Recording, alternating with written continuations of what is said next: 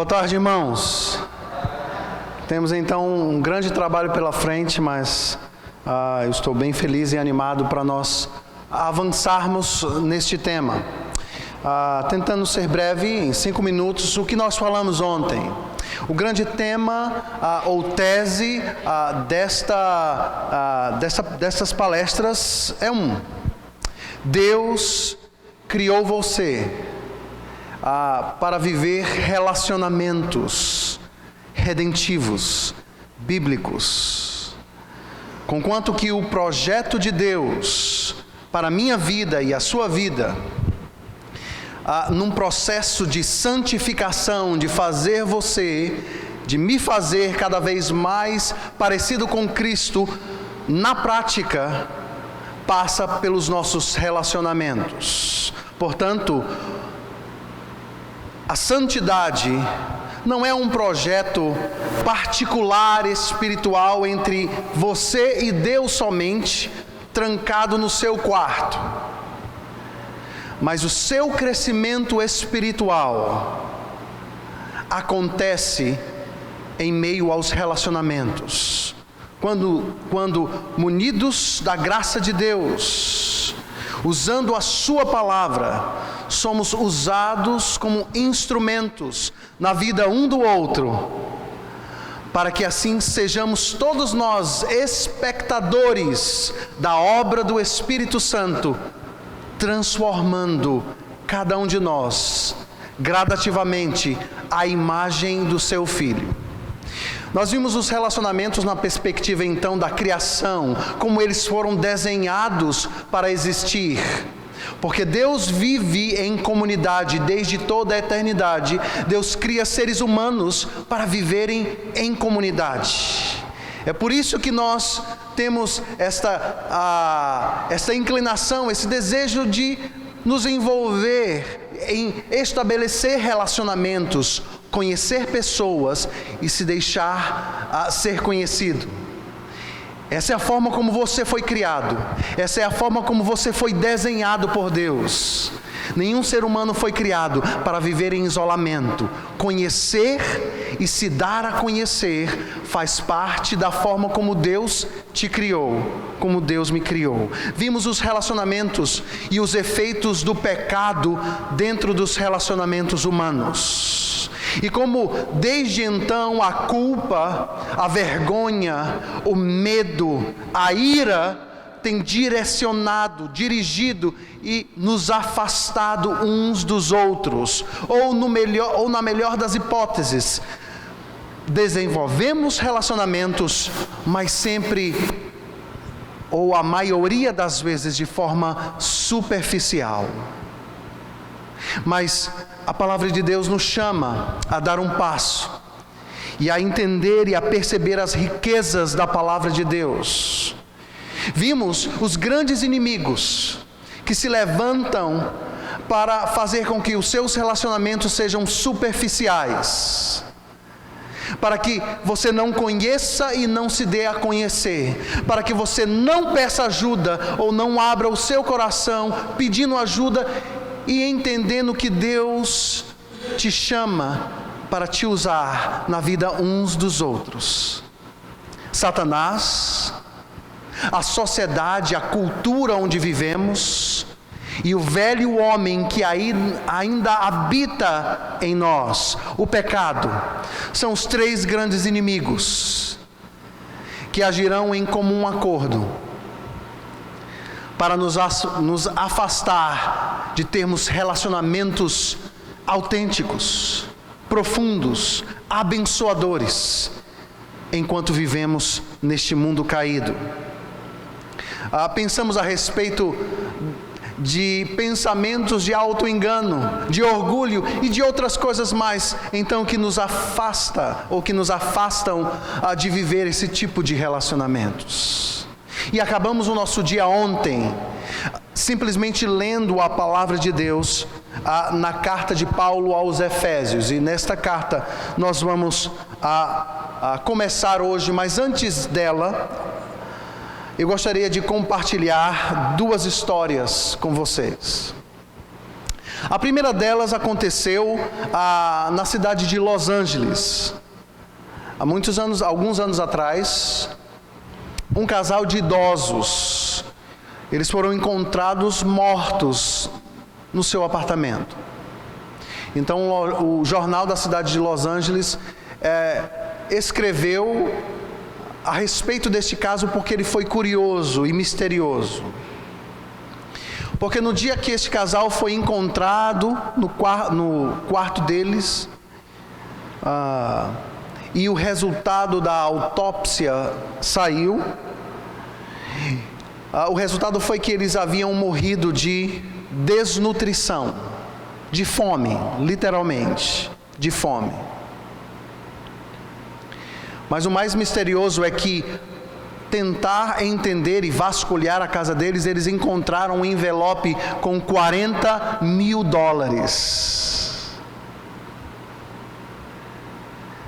Tentar entender como um casal de idosos morre de fome, tendo um estoque de $40 mil dentro de casa. É muita comida, acreditem em mim. $100 enche um carro até a tampa, um carrinho de supermercado até a tampa. $150 lá nos Estados Unidos. Uma outra história, essa um pouco mais antiga, aconteceu na década de 20, com uma mulher chamada Harry Green. Essa mulher vivia no estado de Massachusetts, na cidade de Boston, e ela foi eleita a mulher mais rica da América. Quando ela morreu em 1916, a sua fortuna era calculada em $200 milhões. Se calculada e atualizada em termos atuais, a sua fortuna chegaria a $3,6 bilhões. Sem sombra de dúvida, ela ainda seria uma das mulheres mais ricas do mundo, se não a mais rica do mundo. Mas o mais curioso a respeito da vida de Harry Green é que ela morava em pensões extremamente simples na cidade de Boston. E ela entendia que tomar banho quente naquela cidade era um item supérfluo, que ela poderia aguentar tomar banho de água gelada. E acreditem, aquela região é miseravelmente gelada. Ela entendia também que usar sabão ou sabonete ao tomar banho era algo supérfluo. Ela entendia que a água poderia fazer o seu trabalho sozinha. E ela poderia então economizar deixando de comprar sabão. Mas o ápice, digamos, da miserabilidade de Harry Green foi quando o seu filho teve um problema sério em uma das pernas e precisou de atendimento médico. E ela percorreu toda a cidade buscando clínicas públicas, porque ela não queria gastar dinheiro com o atendimento médico do seu filho. O resultado foi que ele teve que amputar uma das pernas. O que faz pessoas com tanto dinheiro estocado viverem de forma miserável? Duas histórias, uma lição. Existem pessoas que possuem riquezas, mas vivem como miseráveis. Essas histórias, apesar de estranhas, curiosas e talvez escandalizadoras, porque não podemos entender como duas histórias com pessoas com tanto dinheiro acabam desta forma. Isso nos reporta a carta de Paulo aos Efésios. Abra a sua Bíblia na carta de Paulo aos Efésios.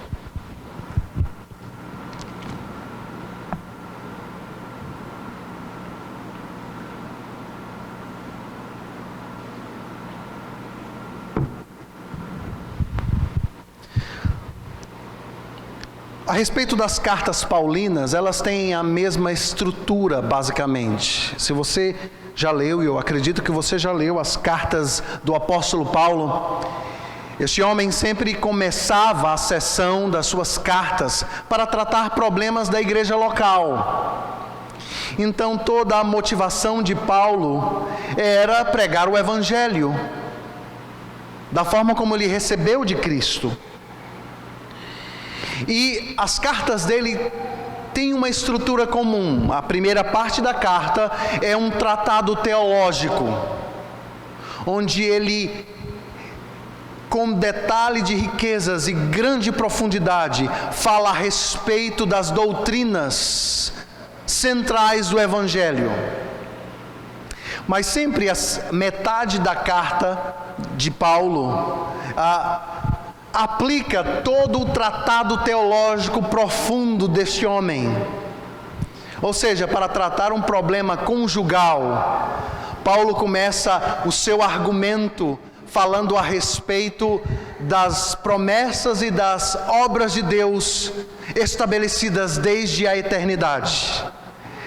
Para resolver um problema conjugal, ele começa lá na eternidade e ele argumenta ao longo da sua carta e aplica esta tão maravilhosa e profunda doutrina cristã na vida prática, ensinando os crentes não somente a respeito da verdade do Evangelho, mas como viver o Evangelho na prática.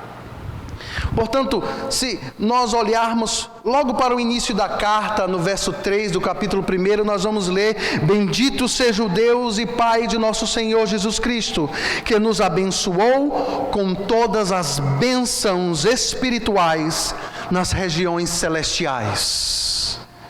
Perceba como a sessão a partir do versículo 3 começa: Deus nos abençoou com todas as bênçãos espirituais das regiões celestiais. E a palavra riqueza, a palavra glória, a palavra graça, a palavra em Cristo, por Cristo, em Cristo vai aparecer diversas vezes, de ponta a ponta dessa carta do apóstolo Paulo. Ele vai desenrolar então a obra da Trindade, o Pai, o Filho e o Espírito Santo operando para a redenção de um povo, para que no final a glória seja de Deus, através da obra de Cristo. Ou seja, toda a obra de santificação do homem tem a finalidade de trazer glórias ao Pai, através das obras de Cristo. Se nós percebermos, Paulo faz uma primeira oração no versículo 18 do capítulo 1, dizendo: Peço que Ele ilumine os olhos do coração de vocês, para que saibam qual é a esperança da vocação de vocês. E ele diz: qual é a riqueza da glória da sua herança dos santos. E ele fala que todo o poder derramado sobre a obra de Cristo agora é dada à sua igreja. Toda esta riqueza conquistada na cruz do Calvário agora é dada à sua igreja. Um estoque infinito de bênçãos espirituais conquistadas por Cristo e doadas à sua igreja, ao seu corpo, àqueles que Ele salvou na cruz do Calvário. Então ele vai percorrer o seu argumento falando a respeito do que nós somos em Cristo e como Cristo nos salvou e como toda esta beleza, toda esta grandiosidade, toda esta riqueza deve ser experimentada, vivenciada no andar do cristão. Portanto, o verbo andar na carta de Paulo aos Efésios é o verbo que mais aparece. Tudo o que ele ensina nos 3 primeiros capítulos é para mim e para você andarmos segundo os cidadãos do reino dos céus. E ele diz: somos peregrinos em terra estranha, mas eis aqui toda esta riqueza que Cristo conquistou na cruz do Calvário, e essa riqueza é doada a cada um de nós. Para quê? Para que andemos como filhos de Deus, filhos amados de Deus.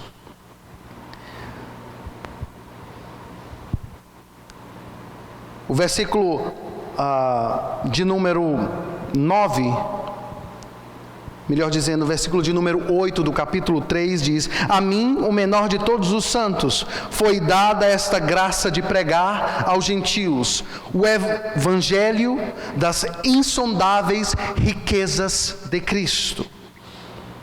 E antes de começar o capítulo 4, Paulo ora novamente pelos crentes da igreja de Éfeso. E ele ora no versículo 16, dizendo: peço a Deus que, segundo a riqueza da sua glória, conceda a vocês que sejam fortalecidos com poder mediante o seu Espírito. Não é interessante, irmãos, tantas vezes que o apóstolo Paulo fala a respeito de riqueza, a respeito do conhecimento da plenitude de Cristo, e ele ora não somente uma vez, mas duas vezes, e ele ora numa sessão onde ele vai introduzir uma aplicação na vida dos crentes daquela igreja, dizendo: Senhor, eu te peço para que esses irmãos sejam fortalecidos com poder mediante o teu Espírito, segundo a riqueza da sua glória. Antes de aplicar a carta, então, ele ora novamente pelos crentes. Portanto, esses irmãos lá da igreja de Éfeso provavelmente estavam inclinados ou tendenciosos a viverem uma vida espiritualmente miserável. E eles precisavam ouvir a respeito da riqueza do Evangelho, daquilo que Cristo conquistou para cada um de nós, para desfazer as vãs filosofias que tentam capturar os nossos corações e nos iludir e nos enganar de que a mudança real e verdadeira não é possível. E ele escreve essa carta para conclamar os crentes da igreja de Éfeso a abandonar uma vida espiritualmente miserável e provar da plenitude do conhecimento de Cristo, das riquezas espirituais conquistadas na cruz do Calvário para os seus amados, para os seus eleitos. Esses irmãos, assim como o Harry Green e o casal de idosos de Los Angeles, estavam tendenciosos ou inclinados a não experimentar tudo aquilo que Cristo havia conquistado na cruz para eles. Portanto, o início do capítulo 4 faz esta transição. E antes disso, então, o apóstolo Paulo diz: eu, prisioneiro no Senhor, peço que vocês vivam de maneira digna da vocação a que foram chamados. Que vocação é esta, senão a filiação? O fato de termos sido adotados e chamados filhos de Deus. O que ele está dizendo é: vivam como filhos, porque vocês foram adotados. Se vocês creram no Evangelho, se vocês creram na obra de Cristo, se vocês foram transformados e renovados e são novos homens e novas mulheres em Cristo, portanto, vivam segundo o chamado que Deus fez a cada um de vocês, o chamado eficaz que alcançou a cada um de nós. E ele então introduz aquilo que nós falamos ontem como a porta de entrada para experimentar este tipo de relacionamento redentivo, abençoador, onde cada um de nós é chamado para abençoar a vida um do outro, amando, servindo e sendo amado e servido. Essa é a forma como Deus nos criou, essa é a forma como Ele projetou para nós vivermos. Paulo ora pelos crentes. O andar deles deve ser caracterizado por 3 virtudes, a saber, a humildade, sendo a primeira delas. A Epístola de Pedro, no capítulo 5, verso 5, diz que todos se revistam de humildade no trato de uns com os outros, porque Deus resiste aos soberbos, mas dá graça aos humildes. Eis o primeiro ingrediente, irmãos, para nós adentrarmos a esta porta, a experimentarmos isto que Deus, em Cristo Jesus, deu para nós, ou deu para a sua igreja. E nós precisamos entender o que é humildade, definindo-a em termos bíblicos. Talvez o entendimento bíblico, ou o entendimento, cultural, nos afaste de entender de fato aquilo que é a característica essencial da piedade, tanto no Antigo quanto no Novo Testamento. Talvez, se nós perguntarmos o que é para você uma pessoa humilde, nós sejamos confundidos por aquele entendimento popular que diz, olha, aquela pessoa humilde, para dizer em outros termos, aquela pessoa desprovida de bens materiais, aquela pessoa pobre.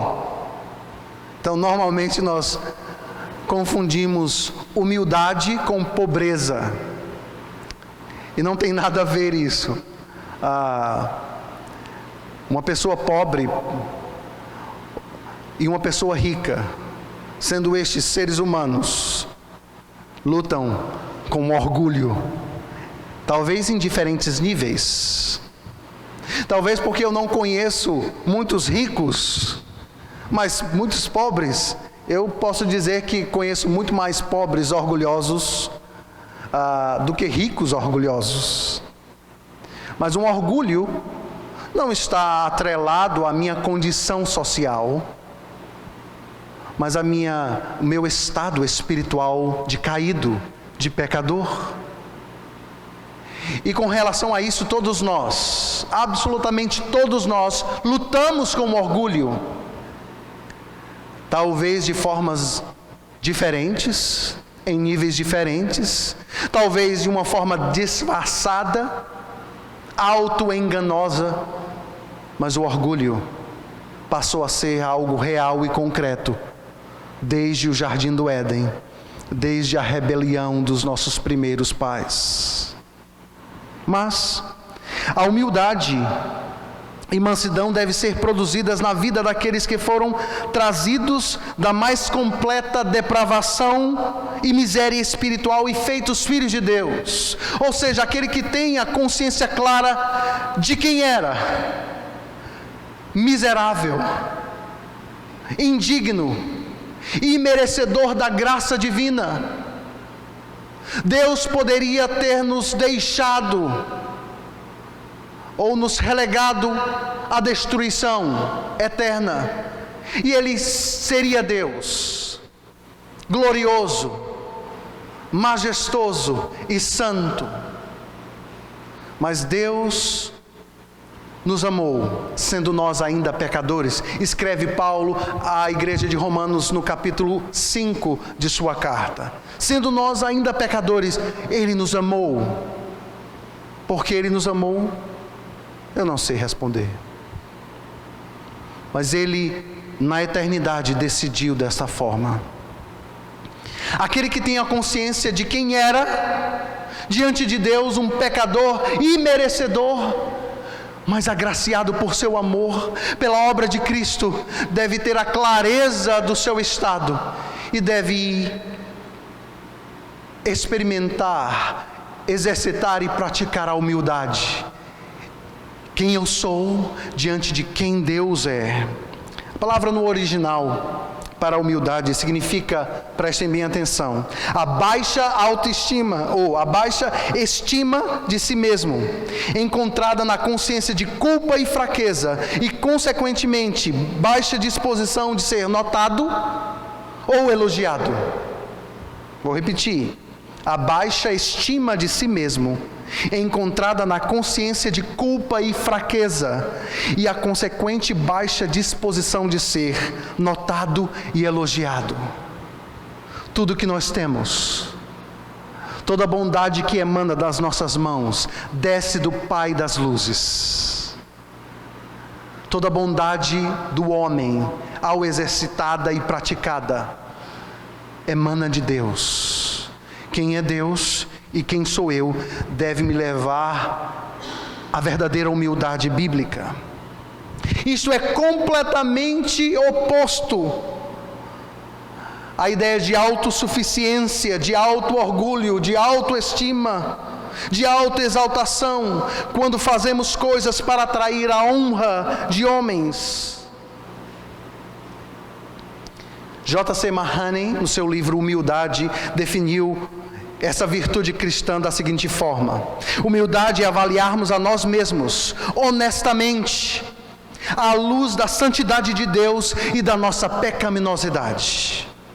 Podemos ver isto reverberado nas palavras do profeta Isaías, quando ele tem a visão do trono de Deus e ele disse: ai de mim, homem pecador, eu estou perdido, porque sou homem de lábios impuros, e habito no meio de um povo pecador, de lábios impuros. A clareza de quem é Deus e quem nós somos nos ensina a humildade. A humildade é a essência da piedade no Antigo Testamento. É um tema recorrente no livro de Provérbios. Provérbios vai falar de forma fantástica a respeito dessa virtude. Ela é exemplificada na vida de Abraão, Moisés, que proeminentemente era um homem muito manso, mais do que todos os homens da terra. Saul, no início do seu ministério. Salomão, cujo conhecimento de si mesmo motivou sua sincera auto-humilhação. Deus deu a oportunidade a ele de pedir o que ele quisesse, mas ele, diante de Deus, disse: olha, eu preciso de sabedoria e humildade. Miqueias, no capítulo 6, verso 8, diz: o que o Senhor requer de ti, senão que pratiques a justiça e ames a benevolência e andes humildemente com Deus. A humildade é a marca da piedade no Novo Testamento e, sem sombra de dúvidas, Cristo é incomparavelmente a personificação da humildade. Paulo, escrevendo aos Filipenses, diz: Cristo a si mesmo se humilhou e se esvaziou, abandonou a sua glória voluntariamente por um tempo, se esvaziou e se tornou homem de carne e osso, o Deus homem, e entrou num processo que nós chamamos de o processo ou a fase de humilhação. A respeito de si mesmo ele diz: eu sou manso e humilde de coração.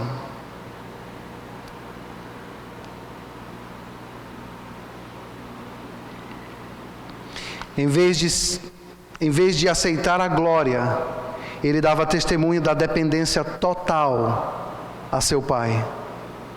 Quando ele se inclinou para lavar os pés dos seus discípulos, Jesus não estava simbolizando com perfeita integridade todo o significado e mensagem do seu ministério. Ele não estava fazendo um marketing, ele estava de fato revelando aquilo que ele era. O propósito do seu ministério: ele não veio para ser servido, mas ele veio para servir. E ele deu o exemplo para os seus discípulos, para aqueles homens que ele lavou os pés. Humildade é o primeiro ingrediente para vivermos profundidade nos nossos relacionamentos, mas não simplesmente humildade, mas mansidão. E mansidão é a capacidade de resistir sem se queixar. Ela nos habilita a suportar sem irritação ou ressentimento as faltas e injúrias dos outros. Eu não sei o que você pensa ao ouvir a definição de mansidão em termos bíblicos, mas é um desafio para nós, homens e mulheres pecadores, não é verdade? Diante dos seus oponentes, Cristo mostra o quão manso Ele foi, e o quão dependente, tudo que Ele fez, Ele o fez no poder do Espírito Santo, e Ele se submete ao seu Pai integralmente. Ele poderia ter acabado com a história, Ele poderia ter feito aqueles homens que o massacraram e o crucificaram entender quem Ele era, demonstrando o seu poder, mas Ele caminhou como uma ovelha muda perante os seus matadores, os seus tosqueadores. Humildade, mansidão e longanimidade, que pode ser entendida como suprimir a ira e suportar a aflição prolongadamente. Eis aí a definição de paciência. Essa é a virtude que nos leva à disposição de suprimir a ira e suportar a aflição prolongadamente. Essa virtude é atribuída frequentemente a Deus, quando Ele está diante do seu povo, e Ele poderia destruir completamente o seu povo, mas Deus demonstrou paciência diante do seu povo. Ele os disciplinou com os exílios, mas Deus é rico em misericórdia e longo em paciência. E a paciência, tolerância, que deve ser dirigida aos nossos semelhantes, é vista e aplicada por Paulo à sua igreja. Romanos capítulo 2, capítulo 9, 1 de Pedro capítulo 3, versículo 10, fala a respeito da paciência aplicada às nossas vidas e os nossos relacionamentos. Portanto, irmãos, humildade, mansidão e paciência, esses três ingredientes são poderosíssimos para mudar os nossos relacionamentos e para começarmos a experimentar cada vez mais a obra que Deus desenhou desde toda a eternidade para cada um de nós sermos a imagem e semelhança do seu Filho. E este projeto e esta obra acontece ao passo que nós nos relacionamos com as pessoas, ao passo que nós somos confortados, ao passo que nós somos encorajados, ao passo que nós somos admoestados, corrigidos, ao passo que nós podemos ser suporte uns aos outros. E o texto do capítulo 4 nos fala que a combinação dessas três desemboca no suportando uns aos outros em amor, fazendo tudo isso para preservar a unidade do Espírito. Então Paulo fala a respeito da unidade do Espírito, de que servimos a um só Deus, um só batismo, para estabelecer então um fundamento da unidade produzida pelo Espírito no meio da sua igreja. Porque Deus é um, porque o batismo é um só, a sua igreja deve experimentar, não algo que é possível e está no futuro, mas algo que já foi conquistado. Mas a verdade é que muitos de nós e a sua igreja têm perdido de vista essa tão grandiosa bênção de ser abençoado por irmãos em nossos relacionamentos. Essas três virtudes cultivadas são ilustradas e manifestadas no suportando-vos uns aos outros em amor. E Paulo diz: esforçai-vos diligentemente, para nos dizer algo. Relacionamentos não são algo fácil, não, mas esforçai-vos diligentemente, para que vocês possam provar isso na prática, porque é riqueza de Deus para a vida de vocês. Uma tensão. A tensão está no fato de que a inclinação normal de nossa velha natureza é não enxergar claramente quem nós somos ou onde nós estamos. Ou seja, nós temos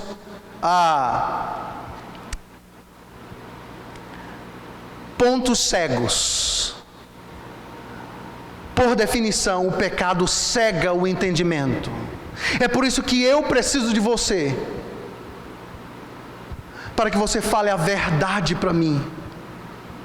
Ela deve ser dita, obviamente, em amor e sabedoria, mas ela precisa ser dita, para que uma vez ministrada a palavra da verdade, nós possamos ser espectadores da obra do Espírito. Não que eu vá mudar o coração dos outros, não que você vá mudar o coração dos outros. Quem muda o coração do homem é o Espírito, é a obra de Deus, quando a palavra de Deus é aplicada ao coração. A sensação pode ser que essas três virtudes estão longe e jamais podem ser experimentadas ou praticadas. Somos tentados a pensar: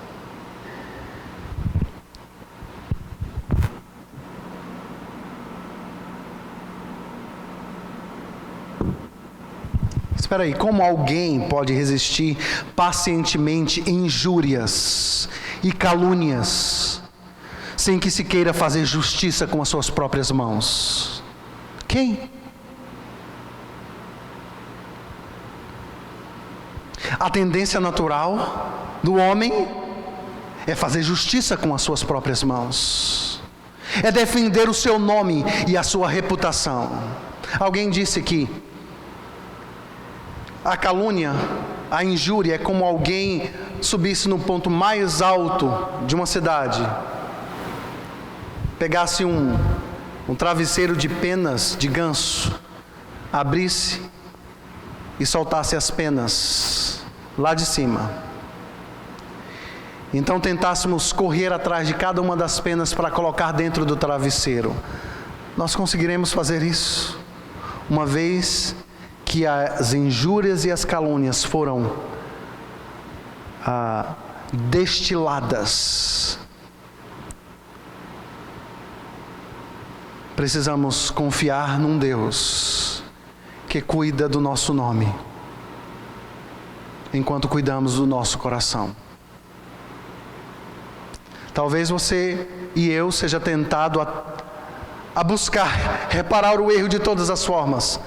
Talvez em algumas situações você tenha a possibilidade de falar a verdade, e você deve falar. Mas injúrias e calúnias são destiladas para destruir o nome de uma pessoa. Como nós podemos resistir a isso? Como alguém pode esperar pacientemente pela justiça de Deus sem se defender de calúnias? Estão jogando o seu nome na mais perniciosa lama e você não faz nada?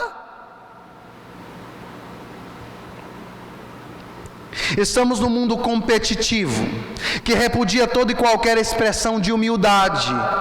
Demonstrar força e habilidades e esconder fraquezas e limitações fazem parte do jogo.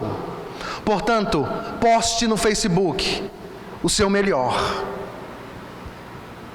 e esconda as suas fraquezas e o seu pior. Suprimir a ira, não se queixar ou sofrer prolongadamente são exercícios de um masoquista ou de alguém que não se ama suficientemente. Como é que eu posso experimentar uma virtude cristã como a mansidão ou a paciência?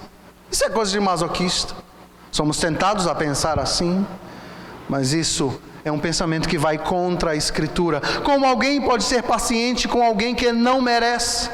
Eu não consigo ser paciente nem mesmo com os meus filhos. Imagine se eu vou ser com um dos outros, ou com os outros.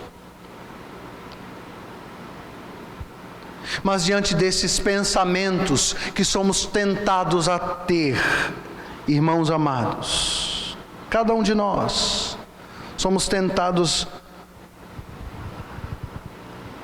a deixar-se levar por esse sentimento estranho de que essas virtudes cristãs não é para mim. Pastor, é para o senhor, ou para alguém, ou para um presbítero, mas para mim? Não. É para isso que o apóstolo Paulo escreve os primeiros capítulos dessa carta aos Efésios, para usar de fundamento as exortações que ele irá fazer nos 3 últimos capítulos. Por exemplo, Paulo fala das riquezas da graça de Deus, o evangelho das insondáveis riquezas de Cristo, das riquezas de sua glória. A palavra riqueza na carta de Paulo aos Efésios é usada 5 vezes. A palavra graça, 12 vezes. A palavra glória, 8 vezes. Plenitude, cheio, encher-se do Espírito, 6 vezes. A palavra-chave em Cristo ou nele, 15 vezes.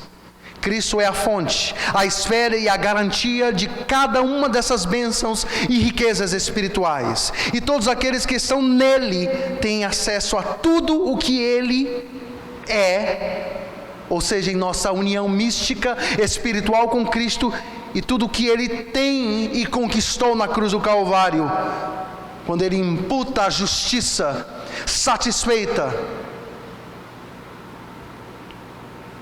As nossas riquezas estão baseadas na sua graça, na sua paz, no seu propósito e vontade, na sua glória, no seu chamado, na sua herança, no seu poder. É por isso que humildade, mansidão e paciência juntas são a porta de entrada para preservar a unidade do Espírito Santo de Deus. Queridos, amados irmãos, não andemos como se fôssemos miseráveis espiritualmente. Se Cristo já conquistou para nós, na cruz do Calvário, tudo o que precisamos para manter a unidade do corpo de Cristo. Você pode imaginar que bênção é pertencer a uma comunidade onde podemos confiar uns nos outros. Uma comunidade onde você pode falar das suas dores, das suas lutas pessoais e poder ter irmãos respondendo com compaixão e oração.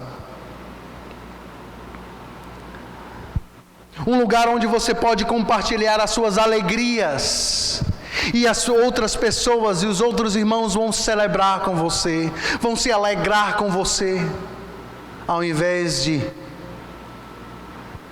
estarem sendo invejosos ou coisa do tipo. Relacionamentos que possamos ter na igreja, onde nós podemos, como homens, compartilhar tentações, áreas da vida onde estamos sendo tentados, e ter homens maduros na fé, piedosos, que vão caminhar conosco, que vão orar conosco, que vão ser suporte. Casais que possam ser uma bênção na vida de Vandeildo e Geniluce.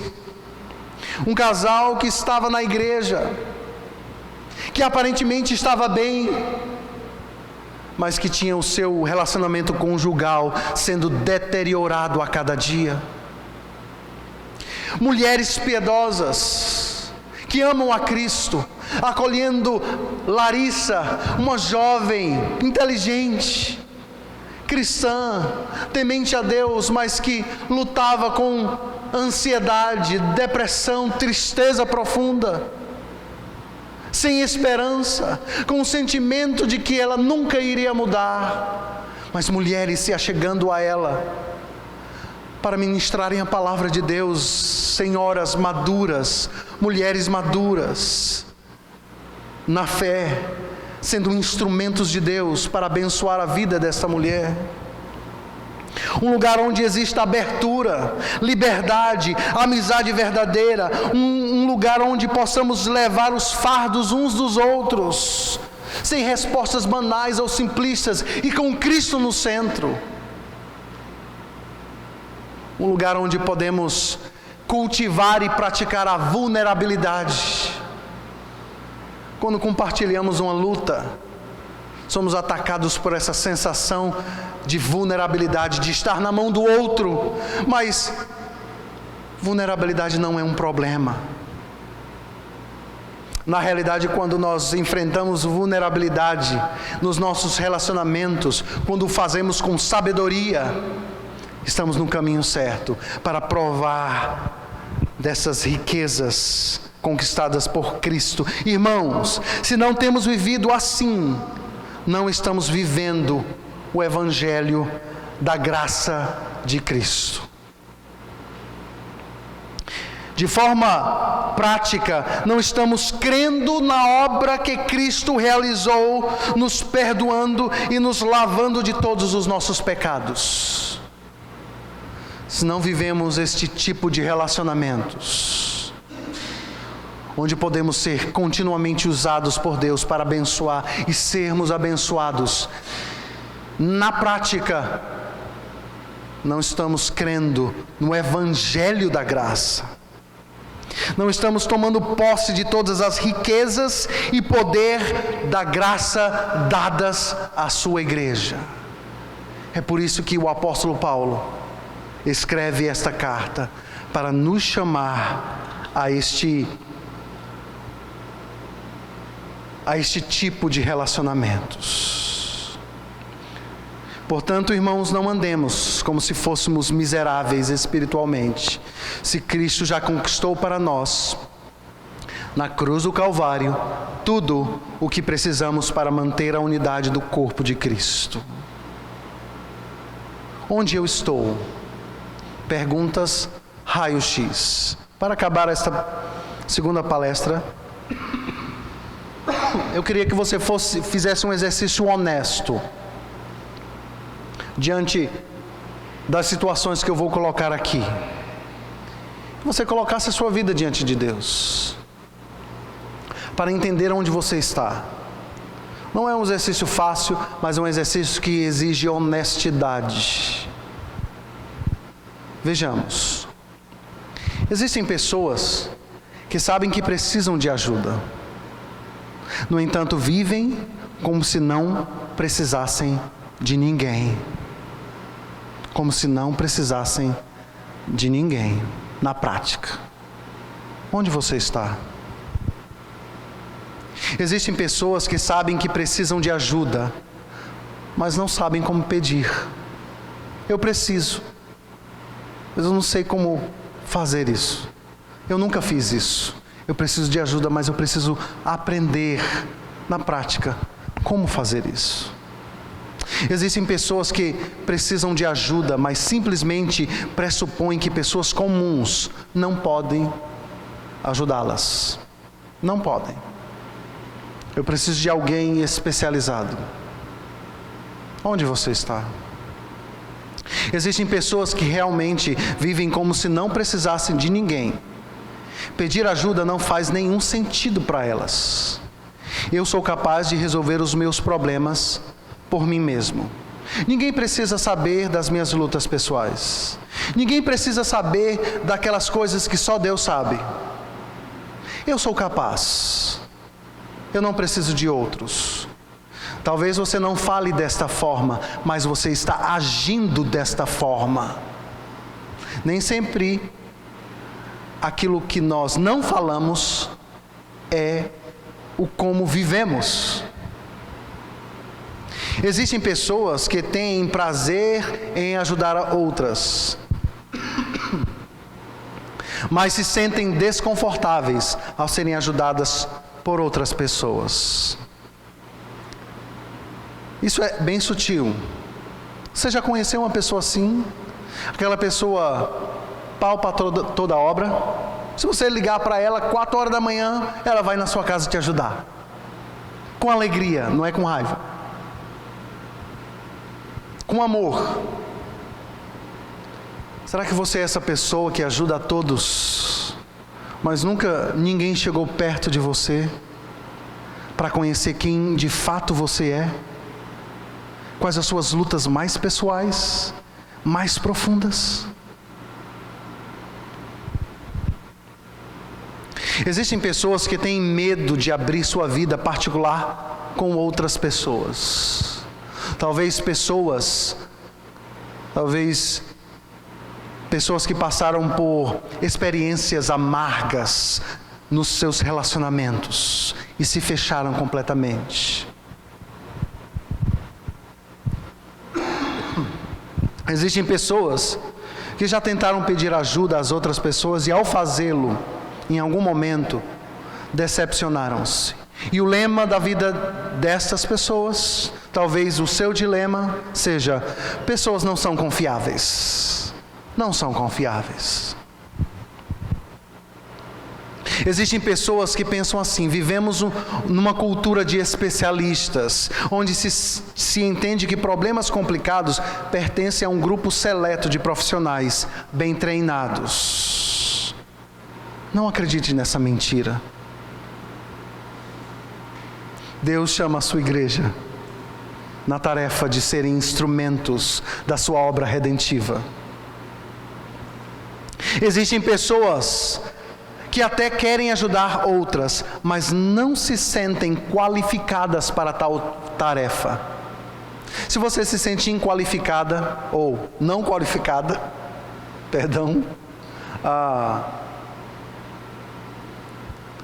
você foi chamada por Deus para tal tarefa.